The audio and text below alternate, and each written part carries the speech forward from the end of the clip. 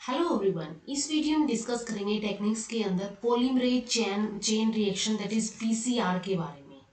PCR जो होता है ये डीएनए का एम्प्लीफिकेशन के लिए यूज किया जाता है। बहुत सारी अलग अलग टाइप की इसकी एप्लीकेशंस होती हैं। क्या इसका प्रोसीजर होता है वो हम आज की वीडियो में डिस्कस करेंगे।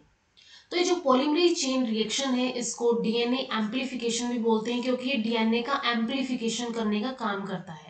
अगर हमारे पास छोटा सा एक सेगमेंट हो डीएनए का, एक फ्रेगमेंट हो डीएनए का, तो उसकी एम्प्लीफिकेशन करके उसकी बहुत सारी कॉपीज बनाई जा सकती है थ्रू पीसीआर।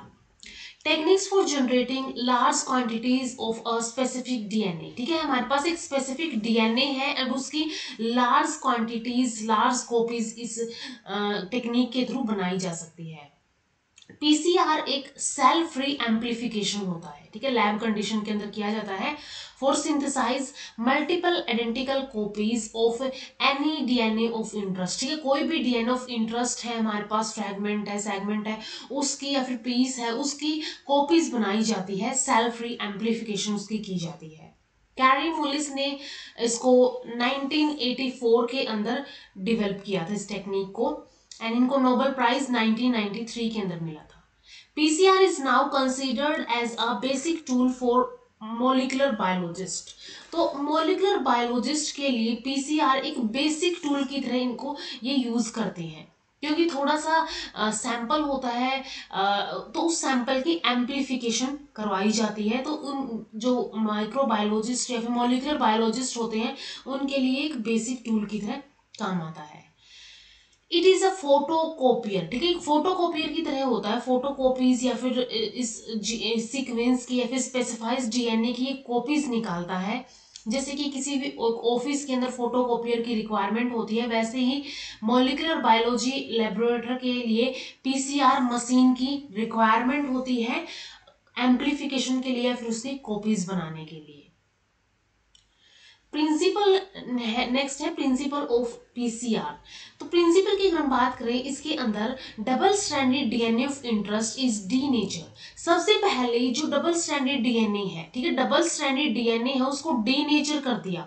ठीक है, उसका डी नेचर कर दिया, उसको सिंगल स्ट्रैंडेड के अंदर ले आई, टू इंडिविजुअल स्ट्रैंड्स के अंदर ले आए।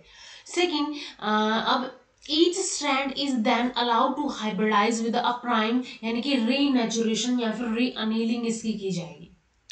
अब एक सेगमेंट तो हमने यही लिया है जो हमारा ये था, ठीक है, जो हमारा जीन डीएनए ऑफ इंटरेस्ट था। अब सेकेंड यहाँ पे क्या लिया है, सेकेंड यहाँ पे लिया है एक ऐसा प्राइमर जो इसके साथ हाइब्रिडाइज करेगा। ठीक है, ये दोनों सेगमेंट हाइब्रिडाइज कर लेंगे एंड देन इसकी एक्सटेंशन होगी, यानी कि इसकी सिंथेसिस होगी, हम ये बोल सकते हैं। तो प्राइमर टेम्पलेट डुप्लेक्स, ठीक है, प्राइमर टेम्पलेट डुप्लेक्स जो बन जाएगा is used for the DNA synthesis. ये यहाँ पे बन गया है प्राइमर डीएनए, प्राइमर टेम्पलेट। ठीक है, प्राइमर टेम्पलेट डुप्लेक्स यहाँ पे फॉर्म हो जाएगा एंड ये देन क्या करेगा, एक्सटेंशन या फिर डीएनए की सिंथेसिस करेगा with the help of enzyme DNA polymerase. DNA polymerase यहाँ पे हेल्प करेगा। तो यहाँ पे थ्री मेन स्टेप्स होते हैं, डीनेचुरेशन, अनीलिंग या फिर इसको रीनेचुरेशन बोल सकते हैं, देन सिंथेसिस या फिर एक्सटेंशन होगी। ये क्या होती है, are repeated again and again to generate multiple forms of target DNA. जो भी टारगेट डीएनए है उसकी मल्टीपल कॉपीज जो है वो बनती जाएंगी। तो ये तीन स्टेप जो है यहाँ पे बेसिकली इन्वॉल्व होते हैं, denaturation, renaturation and then synthesis. Technique क्या है पीसीआर के अंदर, सबसे पहले यहाँ पे टारगेट डीएनए होता है, लाइक 100 टू ये जो है इसकी लेंथ जो है 100 टू 35,000 बेस पेयर्स तक इसकी लेंथ हो सकती है टारगेट डीएनए की। Two primers synthetic oligonucleotide of 70 to 30 nucleotides length का that are complementary to regions flanking the target DNA। Like ये टारगेट डीएनए है हमारा, ठीक है। अब यहाँ पे एक प्राइमर जो हम यूज करेंगे, ठीक है, और वो जो प्राइमर है उसके अंदर क्या होना चाहिए, कॉम्प्लीमेंट्री रीजन्स होने चाहिए इस डीएनए सीक्वेंस के लिए। ठीक है, इस डीएनए के लिए, टारगेट डीएनए के लिए कॉम्प्लीमेंट्री रीजन्स होने चाहिए। 4 डीऑक्सी राइबोन्यूक्लियोटाइड्स यहाँ पे यूज होते हैं, that is GATP, DCTP, GTP and DTTP। तो ये 4 डीऑक्सी राइबोन्यूक्लियोटाइड यहाँ पे यूज होते हैं, जो कि यहाँ पे ऐड होते रहते हैं एंड एक्सटेंशन होती रहती है इस चेन की। A DNA polymerase that can withstand at a temperature up to 95 degree Celsius, यानी कि ये क्या होता है, थर्मोस्टेबल होता है। ये इस टेम्परेचर के ऊपर भी डीएनए पॉलीमरेज जो है ये अपना फंक्शन परफॉर्म कर सकता है। The actual technique of PCR involve repeated cycles for amplification of target DNA। अब क्या होता है, सबसे पहले टारगेट डीएनए लिया, फिर उसकी री अनिलिंग यानी कि प्राइमर से री अनिलिंग करवाई गई, फिर वहां पे क्या होंगे, वहां पे न्यूक्लियोटाइड्स ऐड होते रहेंगे, डीएनए पॉलीमरेज एंजाइम होगा। तो ये जो एक साइकिल है, ये साइकिल रिपीट होती जाएगी एंड डीएनए की या फिर टारगेट डीएनए की एम्प्लीफिकेशन होती रहेगी। तो एम्प्लीफिकेशन के लिए या फिर इस साइकिल के लिए यहाँ पे हर एक साइकिल के अंदर 3 स्टेजेस आती हैं, डीनेचुरेशन, रीनेचुरेशन या फिर अनिलिंग या तो सिंथेसिस एंड एक्सटेंशन। ये 3 जो है ये बेसिक क्या होते हैं, यहाँ पे स्टेप्स होते हैं या फिर स्टेजेस होती है एक साइकिल की, एंड ये रिपीटिशन के अंदर साइकिल चलती रहती है। तो सबसे फर्स्ट स्टेप है डीनेचुरेशन। लाइक यहाँ पे इसमें देखिए अगर हम, तो यहाँ पे टेम्परेचर है, यहाँ पे टाइम है। तो ये टेम्परेचर जो है हमने बात की थी कि ये अराउंड 95 डिग्री सेल्सियस तक विथस्टैंड कर सकता है डीएनए पॉलीमरेज। तो सबसे पहले क्या होगी, डीनेचुरेशन होगी 1 मिनट में। डीनेचुरेशन के बाद यहाँ पे क्या होगा, टेम्परेचर घट जाएगा, देन रीनेचुरेशन होगी again 1 minute, and then DNA synthesis होगी 2 मिनट। तो ये एक साइकिल है, ये क्या है, 1 साइकिल है, एंड नेक्स्ट साइकिल के अंदर सेम यही स्टेजेस रिपीट होती जाएंगी। तो डीनेचुरेशन के लिए यहाँ पे क्या किया जाता है, टेम्परेचर रेज किया जाता है, बढ़ाया जाता है अबाउट 95 डिग्री सेल्सियस तक, अबाउट 1 मिनट तक, ठीक है, 1 मिनट तक ये बढ़ाया जाएगा temperature. The DNA gets denatured and 2 strands separate। अब टेम्परेचर जो है 1 मिनट तक बढ़ाया था, अब घटा दिया है, तो ये क्या हो जाएगा, यहाँ पे नॉर्मली 2 स्ट्रैंड्स हमें मिल जाएंगे। इसके बाद रीनेचुरेशन या फिर री अनिलिंग यहाँ पे होगी, अनिलिंग यहाँ पे होगी, तो ये 1 मिनट के लिए होती है। As the temperature of the mixture slowly cooled to about 55। अब टेम्परेचर जो है ये आ जाएगा 55 डिग्री सेल्सियस तक, एंड यहाँ पे क्या हो गई, अब ये स्लोली कूल डाउन इसने होना स्टार्ट कर दिया है। अब primers base pair with complementary regions flanking target DNA strand. अब यहाँ पे क्या होगा, अब यहाँ पे प्राइमर बेस पेयर्स होंगे, ये प्राइमर बेस पेयर्स क्या करेंगे, कॉम्प्लीमेंट्री रीजन्स जो है टारगेट डीएनए के उसके साथ बाइंड करेंगे, एंड इसी प्रोसेस को रीनेचुरेशन या फिर अनिलिंग बोला जाता है। High concentration of primer ensures annealing between each strand DNA and primer rather than 2 strands of DNA। अब यहाँ पे क्या होता है, प्राइमर की हाई कंसंट्रेशन यूज की जाती है जो कि इंश्योर करता है अनिलिंग को, यानी कि रीनेचुरेशन को इंश्योर करता है, ईच डीएनए स्ट्रैंड जो है एंड प्राइमर जो है वो क्या हो जाए, बाइंड हो जाए, ना कि 2 स्ट्रैंड ही क्या हो जाए, आपस में बाइंड हो जाए। तो ये रीनेचुरेशन होती है। इसके बाद थर्ड स्टेप में सिंथेसिस होती है। The initiation of DNA synthesis occurs at 3 prime and जो होगा, फिर 3 हाइड्रोक्सिल एंड जो होगा हर एक प्राइमर का वहां पे स्टार्ट होगी।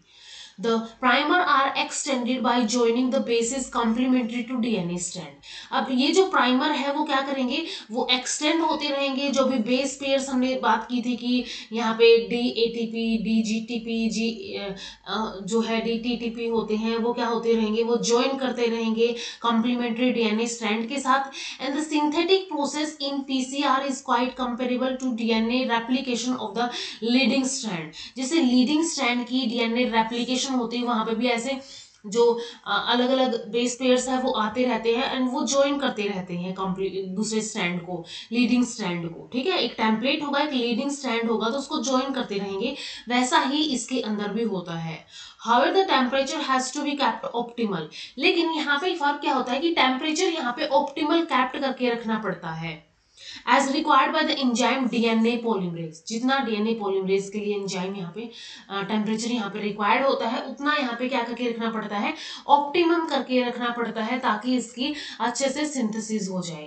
तो ये 3 स्टेप्स होते हैं, डीनेचुरेशन, रीनेचुरेशन एंड सिंथेसिस। अब टैक डीएनए पॉलीमरेज जो होता है, ठीक है, टैक डीएनए पॉलीमरेज के लिए जो टेम्परेचर है अराउंड 75 डिग्री सेल्सियस तक रिक्वायर्ड होता है। For E coli DNA polymerase it is around 37 degree Celsius, ठीक है। तो ये जो है डीएनए पॉलीमरेज के लिए एक ऑप्टिमम टेम्परेचर रिक्वायर्ड होता है, वो अलग अलग स्पीसीज के अंदर अलग अलग हो सकता है। The reaction can be stopped by raising the temperature to about 95 degree. अब यहाँ से दोबारा से क्या की जा सकती है, दोबारा से यहाँ पे टेम्परेचर रेज कर दिया जाएगा अबाउट 95 डिग्री सेल्सियस तक, एंड ये जो है सिंथेसिस यहाँ पे रुक जाएगा एंड दोबारा से क्या हो जाएगा, डीनेचुरेशन हो जाएगा। तो ये साइकिल जो है चलती रहती है। अब ये साइकिल के अंदर हम देखें 2 मिनट एंड 2, तो ये 4 मिनट हो गई एंड अराउंड ये 3 to 5 मिनट जो है एक साइकिल पीसीआर की लेता है, ठीक है, इतना टाइम इसको लगता है। In normal practice the PCR is carried out in an automated machine, ठीक है, एक ऑटोमेटेड मशीन होगा, उसमें जो है वो ये अपने आप ऑटोमेटिकली चलता रहेगा। तो ये हो गए यहाँ पे पीसीआर की जो टेक्निक है, फिर उसका प्रोसीजर है। अब जो नया डीएनए स्ट्रैंड ये क्या कर रहा है, to join to each primer is beyond the sequence that is complementary to second primer, ठीक है। अगर हम बात करें यहाँ पे फर्स्ट साइकिल की, फर्स्ट साइकिल के अंदर क्या होगा, जो न्यू डीएनए स्ट्रैंड है join to each primer is beyond the sequence that complementary to second primer. अब ये जो नई स्ट्रैंड यहाँ पे बने हैं इनको लॉन्ग टेम्पलेट बोला जाता है, ठीक है। नए स्ट्रैंड जो फर्स्ट साइकिल के रिस्पॉन्स में बने हैं उनको लॉन्ग टेम्पलेट बोला जाता है, एंड ये जो है ये फिर सेकेंड साइकिल के अंदर यूज किए जाते हैं। For the second cycle of the PCR, DNA strand original plus newly synthesized long template ये डीनेचर किए जाते हैं, ठीक है। पहले में तो हमने ओरिजिनल लिया था, अब सेकंड में हमने क्या लिया है, एक तो यहाँ पे ओरिजिनल लिया है क्योंकि फर्स्ट साइकिल के अंदर क्या हो गया है, एक ओरिजिनल और एक कॉम्प्लीमेंट्री बन गया, यानी कि न्यूली सिंथेसाइज्ड एक बन गया यहाँ पे स्ट्रैंड। तो अब सेकंड साइकिल के अंदर जब हम ये लेंगे तो उसके अंदर एक ओरिजिनल होगा एंड एक न्यूली सिंथेसाइज्ड लॉन्ग टेम्पलेट होगा। तो सेकंड साइकिल के अंदर फिर से इसका डीनेचर करवाया जाएगा, नीलिंग करवाई जाएगी एंड देन सिंथेसाइज करवाया जाएगा प्राइमर्स के through. At the end of the second round long templates and short templates यानी DNA strands with primer sequence at one end and sequence complementary to other end primer are form, ठीक है। यहाँ पे क्या बनेंगे, अब यहाँ पे एक लॉन्ग टेम्पलेट बनेगा एंड एक शॉर्ट टेम्पलेट बनेगा। फिर स्टार्ट होगी यहाँ पे थर्ड साइकिल जिसके अंदर original DNA strands along with the long and short templates are starting material. तो इसके अंदर क्या होगा, यहाँ पे एक तो डीएनए स्टैंड होंगे ओरिजिनल वाले, सेकेंड यहाँ पे जो बने हैं जैसे कि लॉन्ग टेम्पलेट बने हैं, शॉर्ट टेम्पलेट बने हैं, तो ये जो है थर्ड साइकिल के अंदर ये स्टार्टिंग मटेरियल होंगे एंड इनसे फिर से जो है नया डीएनए बनेगा। तो ये चलता है यहाँ पे तीनों साइकिल्स के अंदर, या फिर इसके 3 के बाद भी नेक्स्ट साइकिल जो होगी उसके अंदर भी जो बने हैं वो नेक्स्ट यूज कर ली जाएंगी। The technique of denaturation, renaturation and synthesis are repeated, ठीक है, रिपीटेड होती रहती है। This procedure is repeated again and again for each cycle. It is estimated that at the end of 32nd cycle of PCR, about 1 million fold target DNA is synthesized, ठीक है। सिर्फ यहाँ पे क्या है, 32nd end of PCR cycle जो होगा उसके ऊपर हमें millions fold of target DNA synthesized मिल जाएंगे। The short template possessing precisely the target DNA as double stranded molecule accumulate, ठीक है। शॉर्ट टेम्पलेट जो है वो पोजेसिंग करते हैं टारगेट डीएनए को एज डबल स्ट्रैंडेड मॉलिक्यूल्स की तरह, एंड ये क्या हो जाएंगे, बनने के बाद अक्यूमुलेट हो जाएंगे। अब यहाँ पे हमने बात की थी कि यहाँ पे जो है ये फर्स्ट साइकिल हो गई इतनी, देन यहाँ से सेकेंड साइकिल स्टार्ट होगी एंड देन थर्ड साइकिल हो गई। तो फर्स्ट के अंदर डीनेचुरेशन हुआ, प्राइमर की अनीलिंग हुई, देन डीएनए सिंथेसिस हो गया। अब यहाँ पे क्या हुआ, यहाँ पे एक ओरिजिनल स्ट्रैंड हमें मिला और एक यहाँ पे लॉन्ग टेम्पलेट हमें मिला, ठीक है, original strand and long template यहाँ पे मिला।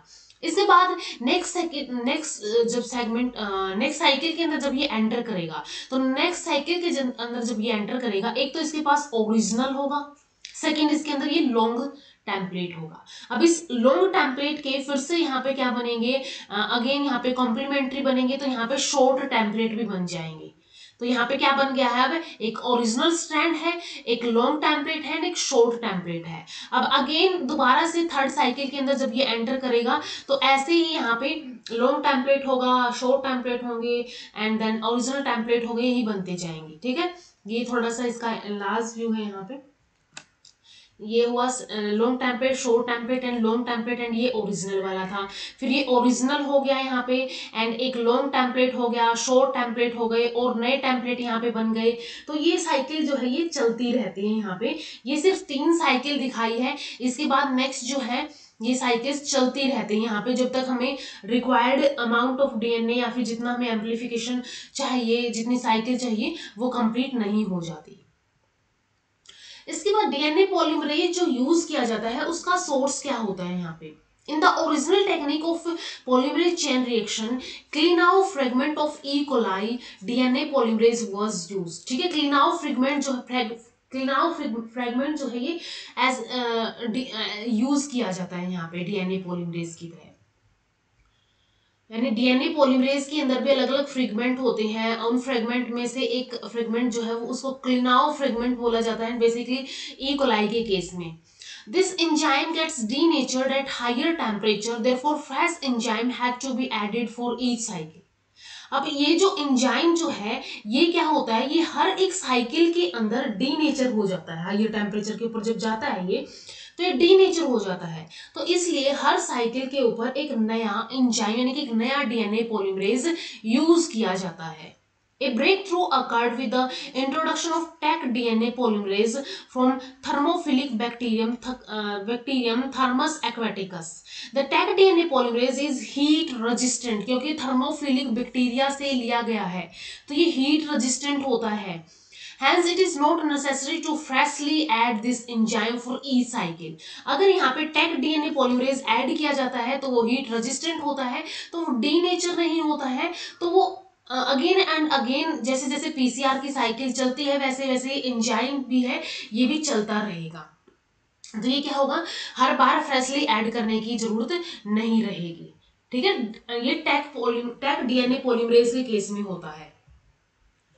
अब इसके बाद अलग अलग पीसीआर की मॉडिफिकेशन हुई सिचुएशन के डिमांड के ऊपर। तो इसके अंदर नेस्टेड होता है, inverse anchored PCR, reverse transcription PCR, asymmetric PCR, real time quantitative, random amplification, polymorphic, इसके बाद amplified fragment length polymorphism and rapid amplification of cDNA ends. तो ये अलग अलग टाइप के कुछ यहाँ पे वेरिएशंस हैं, कुछ टाइप्स हैं हम बोल सकते हैं। ठीक है, क्या है, टाइप्स ऑफ पीसीआर ही है। ठीक है, टाइप्स ऑफ पीसीआर, इसके अलावा भी और बहुत सारे टाइप के पीसीआर होते हैं। अब नेक्स्ट है यहाँ पे पीसीआर की क्या क्या एप्लीकेशंस हो सकती है। पीसीआर जो है क्लिनिकल डायग्नोसिस के अंदर यूज किया जाता है, जैसे कि प्रीनेटल डायग्नोसिस हो गया, इनहेरिटेड डिजीज हो गई like sickle cell anaemia, beta thalassaemia हो गया, फिनाइलकीटोन्यूरिया हो गया। तो इन प्रीनेटल जो इनहेरिटेड डिजीज का जो प्रीनेटल डायग्नोसिस है इस पीसीआर के थ्रू किया जा सकता है। रेट्रोवायरल इन्फेक्शंस है जैसे कि एचआईवी इन्फेक्शन है, इसका डायग्नोसिस भी पीसीआर के थ्रू किया जा सकता है। बैक्टीरियल इन्फेक्शंस जैसे कि ट्यूबरक्लोसिस बाय माइकोबैक्टीरियम ट्यूबरक्लोसिस, इसका डायग्नोसिस भी पीसीआर के थ्रू किया जा सकता है। कुछ कैंसर्स है जैसे कि severely virally induced cancer, cervical cancer caused by human papilloma virus, तो इसका डायग्नोसिस भी पीसीआर के थ्रू किया जा सकता है। एंड ये जो है ये किस वजह से होती है, due to chromosomal translocation. And यहाँ पे chromosomal 14 and 18 in follicular lymphoma के अंदर यहाँ पे ट्रांसलोकेशन हो जाती है, involving non gene for identified by PCR. And इसके अलावा सेक्स डिटर्मिनेशन जो है एम्ब्रोज का, उसके लिए भी पीसीआर का यूज किया जाता है। कुछ अदर एप्लीकेशन जैसे कि डीएनए सीक्वेंसेस के अंदर यूज किया जाता है। एंड इस सीक्वेंस के लिए, इस पर्पस के लिए सिंगल स्ट्रैंडेड डीएनए रिक्वायर्ड होता है। कंपेरेटिव स्टडीज ऑफ जीनोम्स की स्टडीज के लिए यूज किया जाता है, जैसे कि difference in genomes of two organism, दो ऑर्गेनिजम्स के बीच के अंदर जो यहाँ पे जीनोम्स का डिफरेंस है वो पीसीआर के थ्रू मेजर किया जा सकता है विद रैंडम प्राइमर्स का यूज करके। The products are separated by electrophoresis for comparative identification. अब यहाँ पे जो प्रोडक्ट्स हैं उनको इलेक्ट्रोफोरेसिस के थ्रू सेपरेट किया जाता है एंड देन उनका कंपैरेटिव आइडेंटिफिकेशन किया जाता है। जैसे कि two genomes from closely related organism are expected to yield more similar band. अगर सिमिलर बैंड प्रोड्यूस हुए हैं तो वो क्लोजली रिलेटेड वो ऑर्गेनिज्म हो सकते हैं। इसके अलावा evolutionary biology and more specifically referred as phylogenetics के अंदर भी पीसीआर एक बहुत इंपॉर्टेंट रोल प्ले करता है। नेक्स्ट है फोरेंसिक मेडिसिन के अंदर, जैसे कि single molecule of DNA from any source, जो कि ब्लड स्ट्रेन हो सकता है, हेयर, सीमन एक्सेट्रा। तो इन सब से भी एक सिंगल मॉलिक्यूल जो है डीएनए का वो यूज करके, इंडिविजुअली यूज करके उसका एम्प्लीफिकेशन किया जा सकता है पीसीआर के थ्रू। एंड फिर ये अगर हमें बिल्कुल छोटा सा सिंगल मॉलिक्यूल मिला है डीएनए का एंड उसका एम्प्लीफिकेशन करके पीसीआर करके उसका क्या किया जा सकता है, लार्ज कॉपीज बनाई जा सकती हैं एंड अलग अलग फोरेंसिक यूज उसका किया जा सकता है। तो ये कुछ टाइप की एप्लीकेशंस है पीसीआर की। तो यहाँ तक हमने पीसीआर के बारे में डिस्कस कर लिया है। नेक्स्ट वीडियो में डिस्कस करेंगे जो अदर टेक्निक्स हमारी बच गई है, जैसे कि सेंट्रीफ्यूगेशन एंड स्पेक्ट्रोस्कोपी के बारे में। तो मिलते हैं नेक्स्ट वीडियो के अंदर। वीडियो अगर हेल्पफुल लगी हो तो लाइक कीजिए, शेयर कीजिए अपने फ्रेंड्स के साथ, इन चैनल को सब्सक्राइब कर लीजिए। Thank you so much.